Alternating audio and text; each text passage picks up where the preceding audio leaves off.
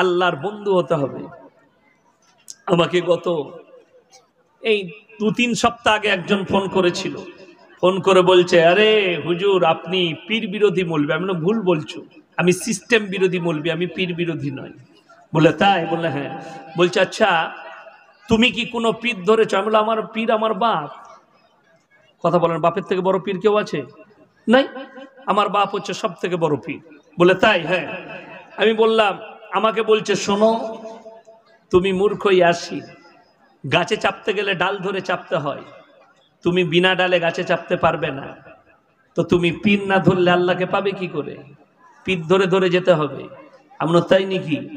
আমি তাকে বললাম, বাবা যদি আমি ডাব গাছে চাপি কি ধরবো? কথাটা বুঝতে পেরেছেন না পারেনি? ডাব গাছে ডাল আছে? ডাল নাই। ডাল, ডাব গাছে চাপলে ডাল লাগে না, খেজুর গাছে চাপলে ডাল লাগে না।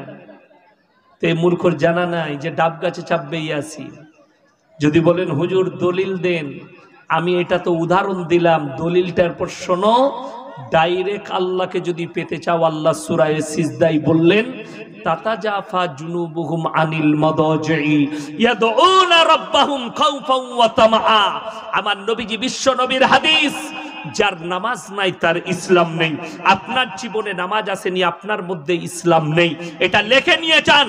গোটা পৃথিবীর মৌলবীকে যদি পীর ধরেন, আপনার জীবনে যদি নামাজ থাকে, আপনার মধ্যে ইসলাম আসেনি। আর আপনাকে পার করাবার ক্ষমতাও পৃথিবীর কোনো বেটা মৌলবীর নাই। যদি আপনার জীবনে নামাজ রোজা দিনদারি তাকওয়া পরহেজগারি না আসে, আমার আল্লাহ কোরআনে এটাই ইশারা করলেন, যারা আমাকে ডাইরেক্ট সম্পর্ক করতে চায় তারা রাতের অন্ধকারে যখন পৃথিবীর সবাই নিদ্রায় যাবে, নিরালায় তুমি তখন নামাজের পাটিতে এসে তাহাজ্জুদের নামাজ পড়ো, আমার কাছে কান্নাকাটি করো, ডাইরেক্ট আল্লাহর সঙ্গে সম্পর্ক হবে। জোরে বলুন সুবহানাল্লাহ। ছেলেরা যখন প্রেম করে, ছেলে মেয়ে কোথায় করে জানেন? অরিজিনাল যে প্রেমটা, সেই প্রেমটা কিন্তু মানুষের কাছে সবারই সামনে প্রকাশ করে। কথা বলেন, কেউ করে কেউ করে না। অরিজিনাল প্রেমটা প্রকাশ হয় নিরালায়। প্রেমিক প্রেমিকের বাড়িতে আছে নিজের কামরায়, প্রেমিকা আছে নিজের কামরায়, রাতের অন্ধকারে সবাই ঘুমিয়ে গেছে, ফোন লাগিয়ে দিয়েছে, তোমাকে না পেলে মরে যাবো, না পেলে কানতে লাগে। এই প্রেমটাই কিন্তু অরিজিনাল প্রেম, ঠিক কিনা? কথা বলেন। ওই কান্নাটা রিয়েল কান্না, অন্তরের কান্না, ওটাই আসল ভালোবাসা। আপনি যদি আল্লাহকে পেতে চান, আল্লাহ কোরআনে বললেন তাতাজাফা জুনুবুহুম আনিল মাদাজি ইয়াদউনা রাব্বাহুম খাউফান ওয়া তামা। পৃথিবীর সবাই যখন নিদ্রায় যাবে, যারা আমাকে ভালোবাসে, আমার সঙ্গে প্রেম করতে চায়, তারা নামাজের পাটিতে এসে তাহাজ্জুদের নামাজে দাঁড়িয়ে কান্নাকাটি করবে, আমার আল্লাহর সঙ্গে ডাইরেক্ট সম্পর্ক হবে। জোরে বলুন সুবহানাল্লাহ। আমার মুসলমান ভাই, এরপরে আগে চলুন, আপনাদিকে বলি, সবাই নামাজি হবেন। জোরে বলুন ইনশাআল্লাহ। 5 ওয়াক্তের নামাজ, পাইকারি নামাজ কেউ পড়বেন না। আমাদের সমাজের লোক পাইকারি নামাজ বেশি পড়ে। নামাজ মানে শুনেলেন, আমার নবী বিশ্ব নবী বললেন ফাইন্নাহু ইয়ারাক। তোমরা যখন নামাজে দাঁড়াবে, মনে মনে ভাববে আমি আল্লাহকে দেখতে পাই বা না পাই, আমার আল্লাহ আমাকে অবশ্যই দেখছেন। জোরে বলুন সুবহানাল্লাহ। এটা মনে মনে ভাববেন, আল্লাহ আমি আল্লাহকে দেখতে পাই বা না পাই, আমার আল্লাহ আমাকে অবশ্যই দেখছেন। দিয়ে নামাজে দাঁড়ান, তবে নামাজে মনোযোগ আসবে।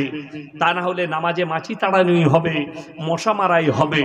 নামাজ এমন হয় আমাদের বড় কষ্ট লাগে।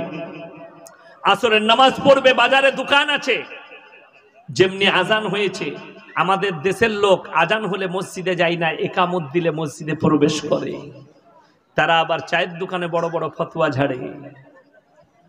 একামত হলে তারা মসজিদে প্রবেশ করে, আর তাকবীর হচ্ছে আল্লাহু আকবার আল্লাহু আকবার আল্লাহু আকবার আল্লাহু আকবার, তখন ছুটে ও একামত হয়ে গেছে, তাড়াতাড়ি উঁচু করে আল্লাহু আকবার। আর মনে পড়ছে না দোকানে চাবি লাগাইছি না লাগাই, তা নামাজটা কেমন হবে? দোকান আর নামাজ একসাথে। কথাটা বুঝতে পারেননি? আর নামাজই চলবে, খালি মনে মনে করবে শালা কেউ খুলে বার করলিবে না তো, কেউ চুরি করবে না তো, নামাজটা অত সুন্দর হবে বলুন? নামাজ, চোর, দোকান একসাথে ভেজাল। আর নবীজি সাল্লাল্লাহু আলাইহি সাল্লামের হাদিস, তোমরা যখন আল্লাহর ইবাদতে মশগুল হবে, পৃথিবীর সব হাজতকে সেরে তারপরে নামাজে দাঁড়াও। হাজতকে শেষ করে দাও, হাজতকে সেরে নাও। আপনি আসরের নামাজ পড়বেন, মসজিদে ঢুকবেন, পায়খানা লেগেছে হালকা, আপনি বললেন দেখি আগে নামাজটা পড়িলি তারপরে হাঁকবো। দিয়ে দাঁড়িয়ে গেছেন, ইমাম সাহেব লম্বা সূরা ধরে দিয়েছে। 3 রাকাতে, চতুর্থ রাকাতে দাঁড়িয়ে খালি এরকম করছে, কখন ছাড়বে, কি বুঝলেন? নামাজ আর পায়খানা একসাথে। এই নামাজ আমরা মৌলবীরা পড়ি না। আমাদের দেশের ছেলেরা এত নেমো খারাম, শবে বরাতের রাতে নামাজ পড়ে। আমাদের দেশের কিছু ছেলে পড়ে না, রাত জাগরণ করে শবে বরাতে। হাওড়া, হুগলি, মেদিনীপুর, আমাদের বর্ধমান টাউনশিপের ছেলেরা বেশি। এমনি পুরো বছর নামাজ পড়ে না, কিন্তু আতর লাগিয়ে সারা বছর। আপনি বোম্বেতে যান, কিছু ছেলে আছে পুরো সপ্তাহ গাঁজা মদ খাবে, কিন্তু কালকে কি বার? শুক্রবার। জুম্মার দিনে ফজরের পরে হজরত আতর লাগিয়ে ফাঁস কাতারে বসে না ফাঁস কাতারে বসে সে কি করে? তসবি করে, তেলাওয়াত করে, তসবি, সুবহানাল্লাহ সুবহানাল্লাহ, ফাঁস কাতারে। কিন্তু মাল পুরো সপ্তাহ মদ খায়, পুরো সপ্তাহ গাঁজা খায়। এ মাল কিছু আছে তো। আমাদের শবে বরাতের নতুন মুসল্লিরা, ওইগুলো হচ্ছে নতুন মাল। পুরো বৎসর নামাজ নাই, খালি শবে বরাতে দেখতে পাবেন হাওড়া, হুগলি, মেদিনীপুরে সাদা জামা, সাদা পাঞ্জাবি, আর সারা রাত খালি মুখেতে গুটকা,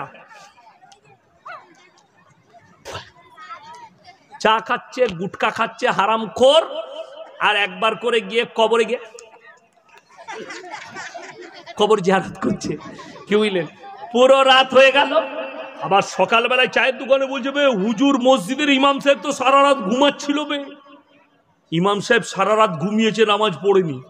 ইমাম সাহেব দেখলে আল্লাহ কি বিপদে পড়েছি, তুই সারা রাত কেন? তুই সারা জিন্দেগি যদি ওই শবে বরাত পালন করিস, ইমাম তোর মতো নামাজ পড়ে না।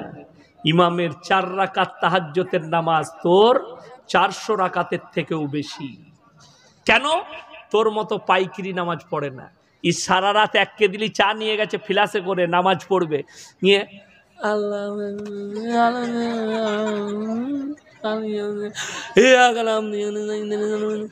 এই তো নামাজ পড়ছেন আপনি, দিয়ে বলছেন ইবাদত করলাম সারা রাত। ওরে হারামখোর, ইমাম সাহেব 12 রাকাত তাহাজ্জুদের নামাজ পড়েছে আল্লাহকে রাজি করে, এবং দাঁড়িয়েছে আদবের সঙ্গে নামাজ পড়েছে জাগরণ অবস্থায়। আমি বলে যাচ্ছি 8 রাকাত তারাবি তাহাজ্জুদ পড়ুন, 12 রাকাত পড়ুন, চোখ যেন খোলা থাকে, অন্তর যেন আল্লাহর সঙ্গে মহাব্বতে মিশে, সেই নামাজটাই কামিয়াব। সারা রাত নামাজ পড়ে লাভ হবে না। আমাদের সমাজের লোক এটাই জানে না। এরা জানে যে কোরআনে আছে ওয়াল্লাযীনা ইয়াবিতুনা লিরাব্বিহিম সুজদাও ওয়া কিয়ামা।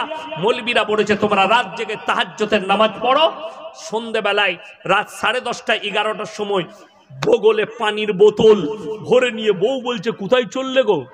বলে আজকে দেখ না কেন ফাটিয়ে দেবো, আজকে তো হুজুর বলে গেছে না তাহাজ্জুদ পড়তে, তুই ঘরে একা শো, আমি তাহাজ্জুদ পড়ে আসি।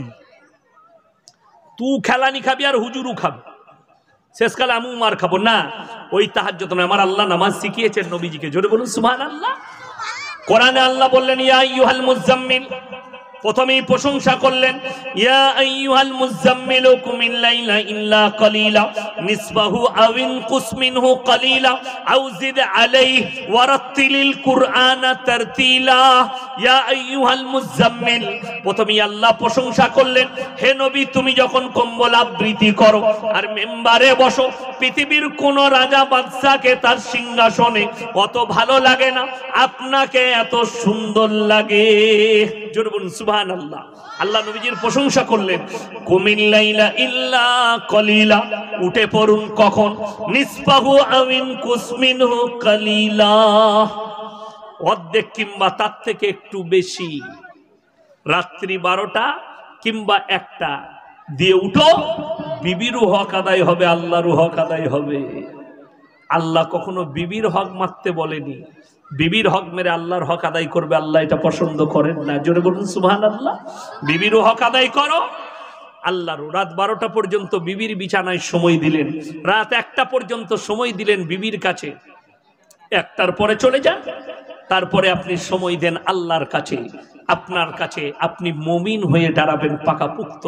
আমার মুসলমান ভাই, নামাজটাকে নামাজের মতো করে নেন।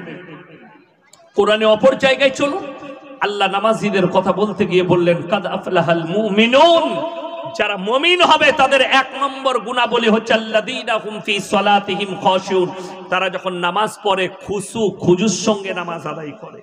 ধীর স্থিরতার সঙ্গে